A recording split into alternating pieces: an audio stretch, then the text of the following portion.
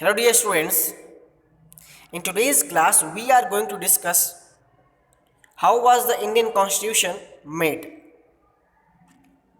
Dear students, we already know that Indian Constitution is a balanced constitution as it made divisions of powers between the various constitutional bodies, especially when we talk about parliament. It created pillars of parliament and divided powers in between them. And those three pillars of parliament are the upper house, lower house, and the president itself. So all these three pillars have different powers. On the other hand, they have also some limitations. And other than these bodies, Constitution also created some independent and constitutional bodies like judiciary system. If we talk about the Supreme Court and the High Courts, independent election commission, so that the representatives of people may be elected without any discrimination, and some other bodies also. So it is called a balanced constitution. And Indian constitution is also called flexible as well as hard constitution. Flexible in the sense the constitution can be amended if needed according to article 368, and hard in the sense the process of making any amendment is very difficult. So it is both flexible as well as hard. And now we are going to discuss how was the Indian Constitution made. So dear students, Indian Constitution was drafted, was framed by the Indian Constituent Assembly. And the Constituent Assembly was framed by 389 members.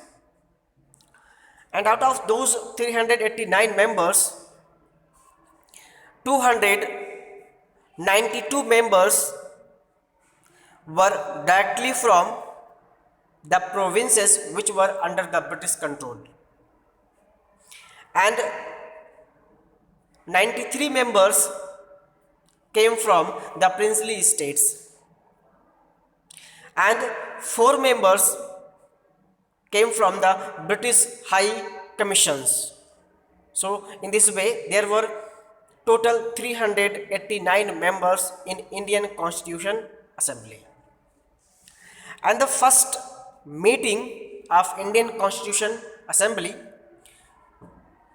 was held on December 9, 1946, and it was presided by Sachidanand Sinha, the eldest person of the Indian Constituent Assembly, and he was chosen applying the French practice. And after 2 days, on December 11, 1946, a permanent president was chosen for the Constituent Assembly, and the person was Dr. Rajendra Prasad. So Dr. Rajendra Prasad was the president of Indian Constituent Assembly, and basically he belonged to Bihar. So there were some provisions in that constituent assemblies, and one more interesting thing is that Constituent Assembly was framed on the basis of recommendations of Cabinet Mission, which came to India in 1946, before India got freedom. And some noteworthy points regarding Indian Constituent Assembly are. In that time, each member of Indian Constituent Assembly represented 10 lakh people. It means each member was representing 10 lakh people in India in that constituent assembly. And these members of constituent assemblies were separately elected by different communities. So there were some members who were representing Muslims, some members were representing Hindus, some representing Sikhs, and other were in the general category. So members of each community in the provincial legislative assembly elected their own representatives by the method of proportional representation with single transferable vote. So each community in the provincial legislative assembly elected their own representatives on the basis of single untransferable vote. And the method of selection in the case of princely representatives of princely states was to be determined by consultation.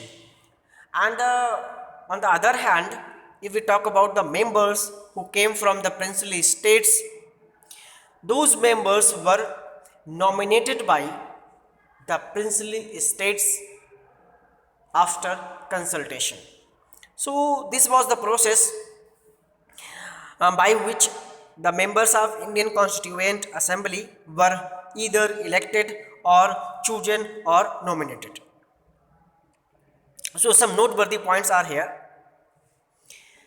After the division of India and Pakistan, the members of Muslim League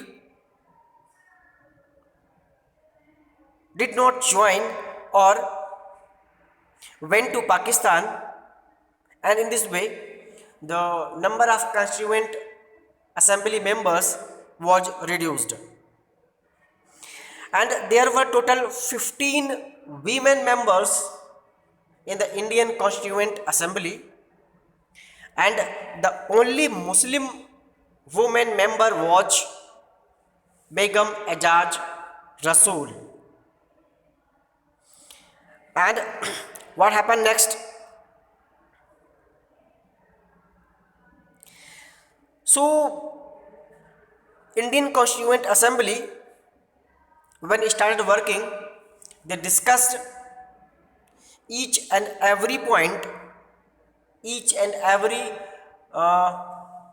provision very seriously and very carefully before adopting it in Indian Constitution. So here is the composition of the Constituent Assembly, as we already discussed it, and few more things are here. What are these? That all the issues, all the provisions which came under the discussion of Constituent Assembly were quite discussed, but there was one issue which was not discussed in the parliament and which was directly passed, was the right to vote must be given after attaining the age of 21 years. So this issue, this point was not discussed, and it is the single point which is passed without discussion in parliament, in Constituent Assembly. So dear students, in this class only this much. In next class we will discuss composition of Constituent Assembly. Till then, keep learning and take good care of yourself. Thank you.